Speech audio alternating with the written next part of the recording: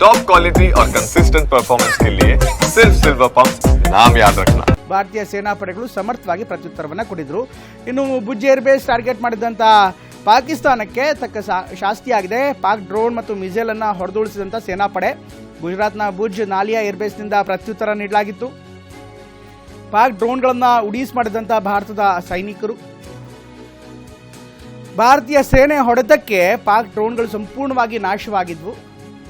ಪಾಕ್ ಡ್ರೋನ್ಗಳಿಗೆ ತಕ್ಕ ಪ್ರತ್ಯುತ್ತರವನ್ನು ಈಗಾಗಲೇ ಇದೇ ಬೇಸ್ನಿಂದ ನೀಡಲಾಗಿತ್ತು. ಹೀಗಾಗಿ ಈ ಬೇಸ್ಗೆ ತೆರಳ್ತಾ ಇದ್ದಾರೆ. ಯಾವ ರೀತಿ ಕಾರ್ಯಾಚರಣೆ ಮಾಡಿದ್ದಾರೆ, ಕಾರ್ಯಾಚರಣೆ ಮಾಡಿರುವಂಥ ನಮ್ಮ ಯೋಧರ ಸಾಹಸಕ್ಕೆ ಮೆಚ್ಚುಗೆಯ ವ್ಯಕ್ತಪಡಿಸೋದ್ರ ಜೊತೆಗೆ ಅವರ ಮನೋಬಲವನ್ನು ವೃದ್ಧಿಸುವಂಥ ನಿಟ್ಟಿನಲ್ಲಿ ನಿಮ್ಮ ಜೊತೆಗೆ ನಾವಿದ್ದೇವೆ ಅನ್ನುವಂಥ ಸಂದೇಶವನ್ನು ಸಾರುವಂಥ ನಿಟ್ಟಿನಲ್ಲಿ ಇವತ್ತಿನ ಭೇಟಿ ಮಾಡಲಾಗುತ್ತೆ.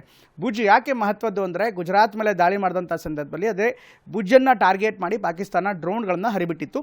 ಆದರೆ ಆ ಡ್ರೋನ್ಗಳನ್ನು ಅಂದರೆ ಪಾಕಿಸ್ತಾನದ ಡ್ರೋನ್ಗಳನ್ನು ಸಂಪೂರ್ಣವಾಗಿ ನಮ್ಮ ವಾಯುಪಡೆ ಅದನ್ನು ನಿಷ್ಕ್ರಿಯಗೊಳಿಸಿತ್ತು, ಧ್ವಂಸವನ್ನು ಮಾಡಿತ್ತು. ಪಾಕ್ ಡ್ರೋನ್ಗಳನ್ನು ಸಂಪೂರ್ಣವಾಗಿ ನಾಶ ಮಾಡಲಾಗಿತ್ತು. ಹೀಗಾಗಿ ಅದೇ ಸೆಂಟರ್ಗೆ ಈಗ ಅದೇ ನೆಲೆಗೆ ಮತ್ತೆ ಭೇಟಿ ಕೊಡ್ತಾ ಇದ್ದಾರೆ ರಾಜನಾಥ್ ಸಿಂಗ್ ಅವರು. ಹಿಂದೆ ಕೂಡ ಬೇರೆ ಬೇರೆ ಸಂದರ್ಭದಲ್ಲಿ ಹೋಗಿದ್ದರು. ಈಗ ಆಪರೇಷನ್ ಸಿಂಧೂರ ಆದ ಬಳಿಕ ಮೊದಲ ಬಾರಿಗೆ ಭೇಟಿ ಕೊಡ್ತಾ ಇದ್ದಾರೆ. ಮೊದಲ ಬಾರಿ ಭೇಟಿ ಕೊಟ್ಟು ಈಗಾಗಲೇ ಪರಿಶೀಲನೆಯನ್ನು ಮಾಡ್ತಿದ್ದಾರೆ. ಒಟ್ಟಿನಲ್ಲಿ ಎಲ್ಲ ಬೆಳವಣಿಗೆಗಳನ್ನು ಗಮನಿಸ್ತಾ ಇದ್ದರೆ ಆಪರೇಷನ್ ಸಿಂಧೂರ ಆದ ಬಳಿಕವೂ ಕೂಡ ಭಾರತ ಇನ್ನಷ್ಟು ಯುದ್ಧ ಸನ್ನದ್ಧ ಸ್ಥಿತಿಯನ್ನು ಕಾಯ್ದುಕೊಳ್ತಾ ಇದೆ. ಯಾಕೆಂದರೆ ಯಾವುದೇ ಸಂದರ್ಭದಲ್ಲಿ ಏನು ಬೇಕಾದರೂ ಆಗ್ಬೋದು, ಪಾಕಿಸ್ತಾನವನ್ನು ನಂಬೋದಕ್ಕಾಗಲ್ಲ. ಹೀಗಾಗಿ ಎಂಥ ಸಂದರ್ಭದಲ್ಲಾದರೂ ಕೂಡ ಅವ್ರು ನಮ್ಮ ಮೇಲೆ ಮತ್ತೆ ದಾಳಿ ಮಾಡುವಂಥ ಸಾಧ್ಯತೆ ಇರುತ್ತೆ. ಈ ಕಾರಣದಿಂದ ಇನ್ನಷ್ಟು ಯುದ್ಧ ಸನ್ನದ್ಧ ಸ್ಥಿತಿಯಲ್ಲಿ ಇರೋದಕ್ಕೆ ಸೂಚನೆಯನ್ನು ನೀಡಲಾಗಿದೆ.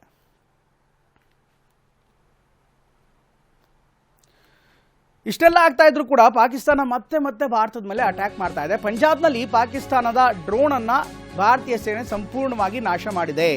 ಪಂಜಾಬ್ನ ಥರಾನ್ ಗಡಿಯಲ್ಲಿ ಧ್ವಂಸವಾಗಿದೆ ಅಂತ ಮಾಹಿತಿ ಲಭ್ಯವಾಗ್ತಾ ಇದೆ. ಸೇನಾಪಡೆ ಪೊಲೀಸರಿಂದ ಜಂಟಿ ಕಾರ್ಯಾಚರಣೆ ಮಾಡಲಾಗಿತ್ತು. ಸೇನಾಪಡೆ ಮತ್ತು ಪೊಲೀಸರಿಂದ ಜಂಟಿ ಕಾರ್ಯಾಚರಣೆ ಮಾಡಲಾಗಿತ್ತು. DJI Mavic 3 ಡ್ರೋನನ್ನು ಬಳಸಿ ದಾಳಿ ಮಾಡಲಾಗಿತ್ತು ಅನ್ನುವಂಥ ಮಾಹಿತಿ ಲಭ್ಯವಾಗ್ತಾ ಇದೆ. ಪಾಕ್ ಡ್ರೋನನ್ನು ಈಗ ಸಂಪೂರ್ಣವಾಗಿ ಸೇನಾಪಡೆ ನಾಶ ಮಾಡಿದೆ.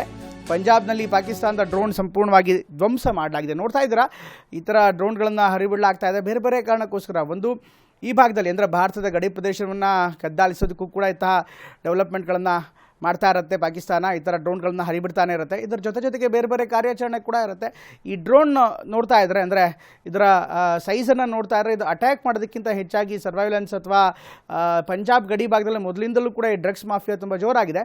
ಹಾಗೆ ಅಂಥ ಒಂದು ಡ್ರಗ್ಸ್ ಬಾಕ್ಸ್ಗಳನ್ನು ಎಸೆದಿರುವಂಥ ಸಾಧ್ಯತೆ ಕೂಡ ಇದೆ. ಯಾಕೆಂದರೆ ಪೊಲೀಸರು ಕೂಡ ಇದ್ದಾರೆ, ಪೊಲೀಸರು ಇನ್ವಾಲ್ವ್ ಆಗಿದ್ದಾರೆ. ಸೇನಾ ಪಡೆಗಳ ಜೊತೆಗೆ ಪೊಲೀಸರು ಕೂಡ ಜಂಟಿ ಕಾರ್ಯಾಚರಣೆ ಮಾಡಿ ಪಾಕಿಸ್ತಾನದ ಡ್ರೋನನ್ನು ಹೊಡೆದುಳಿಸಿದ್ದಾರೆ. ಹೀಗಾಗಿ ಈ ಕಾರಣದಿಂದ ಈಗ ನೆಲಕ್ಕೆ ಉಳಿದೆ ಡ್ರೋನ್. ಆದರೆ ಡ್ರೋನ್ ಯಾಕೆ ಬಂದಿತ್ತು ಅದರ ಬಗ್ಗೆ ಇನ್ನಷ್ಟು ತನಿಖೆ ನಡೀತಾ ಇದೆ.